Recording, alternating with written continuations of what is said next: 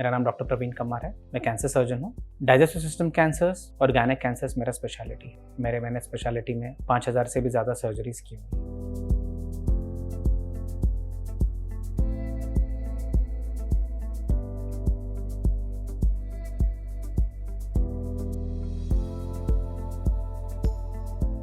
Hello friends, क्या cancer एक से दूसरे को फैल सकता है? आइए जानते हैं। दोस्तों, जब भी मैं ओपीडी में पेशेंट्स के साथ, फैमिलीज़ के साथ कंसल्ट करते रहता हूँ, तो ये क्वेश्चन आता है कि क्या ये बीमारी एक से दूसरे को फैलता है? जब कोई फैमिली मेम्बर को कैंसर डायग्नोज होता है, तो दूसरे फैमिली मेम्बर्स में एक चिंता रहता है और एक एंग्जाइटी रहता है कि क्या ये बीमारी घर पे, स्पेशली जब घर पे बच्चे रहते हैं, तो इनमें फैल सकता है क्या? तो एक कॉमन सा कंसर्न ये रहता है। तो आज इसके बारे में हम डिस्कस करते हैं। तो भले ही कैंसर एक ऐसी बीमारी है जहाँ पे सेल्स बहुत ही फास्ट ग्रो होते हैं, और ये जो सेल्स हैं थोड़े टाइम के बाद लिम्फेटिक वेसल्स में और खून की नसों में फैल सकते हैं और दूसरे ऑर्गन्स में भी जाके पहुँच सकते हैं। इनमें ये एनवायरनमेंट छोड़ के दूसरे की किसी फैमिली मेम्बर में या दूसरे किसी इंसान में फैलने का क्षमता नहीं रहता है इन अ नेचुरल प्रोसेस में। तो अगर कोई कैंसर का मरीज़ किसी के साथ अपने कपड़े शेयर कर रहा है, या किसी के साथ मतलब खाना खा रहा है, या किसी के साथ सेम बिस्तर पे सो रहा है, इससे कैंसर के फैलने का रिस्क बिल्कुल नहीं रहता है। एक ही ऐसा एक स्पेसिफिक सिनेरियो है जहाँ पे कैंसर फैलने का रिस्क रहता है, जब कोई कैंसर के मरीज़ के ऑर्गन को हम किसी नॉर्मल नॉन कैंसरस पेशेंट में ट्रांसप्लांट जब करते हैं, तब ये रिस्क रहता है कि उस नए पेशेंट में भी कैंसर शुरू हो जाए। तो इसके लिए जब ट्रांसप्लांट की बात आती है तो बहुत ही स्ट्रिक्ट गाइडलाइंस है, और जब किसी में कैंसर रहता है तो ऑटोमेटिकली उस इंसान से कोई ऑर्गन को हार्वेस्ट नहीं किया जाता ट्रांसप्लांट के लिए। दूसरा एक और इम्पॉर्टेंट सिनारियो है, जो है बैक्टीरिया वायरस के वजह से जो कैंसर पैदा होते हैं।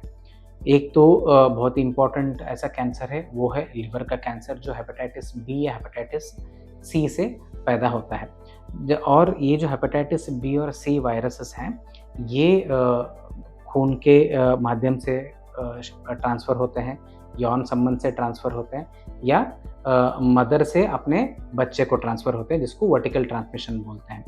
बट जब किसी पेशेंट में हेपेटाइटिस बी या सी की वजह से अगर लिवर कैंसर भी हुआ है, तो ये जब किसी दूसरे में जो ट्रांसमिट होता है वो सिर्फ वायरस होता है, ये कैंसर नहीं होता है। तो भले ही वो पेशेंट के तरफ से वो वायरस ट्रांसमिट हो जाए, बट वो कैंसर नहीं फैला सकता। हो सकता है फ्यूचर में जाके, क्योंकि वो वायरस ट्रांसमिट हुआ है, इसकी वजह से पेशेंट दूसरे इंसान में फ्यूचर में जाके 10 साल 15 साल के बाद एक नया कैंसर, उसी वायरस से रिलेटेड नया कैंसर उसमें पैदा हो जाए। ठीक इसी तरह ह्यूमन पैपिलोमा वायरस, जो सर्वाइकल कैंसर पैदा करता है महिलाओं में, ये भी यौन संबंध से दूसरों में फैल सकता है या पुरुष में फैल सकता है, और इससे मतलब जाके इसके असर से फ्यूचर में शायद पुरुषों में पेनाइल कैंसर या दूसरे कोई कैंसर हो सकते हैं, बट जो ट्रांसफ़र हुआ है वो कैंसर नहीं है, वो एक वायरस है जो इस सिचुएशन में महिला से पुरुष को ट्रांसफ़र हुआ है। सो दोस्तों, कहने का ये मतलब है कि कैंसर कंटेजियस नहीं रहता है। हालांकि थोड़े इंस्टेंसेस में जो वायरस जो कैंसर पैदा करता है या जो बैक्टीरिया कैंसर पैदा करता है, वो एक कैंसर के मरीज से दूसरे में फैल के फ्यूचर में शायद कैंसर पैदा कर सकता है।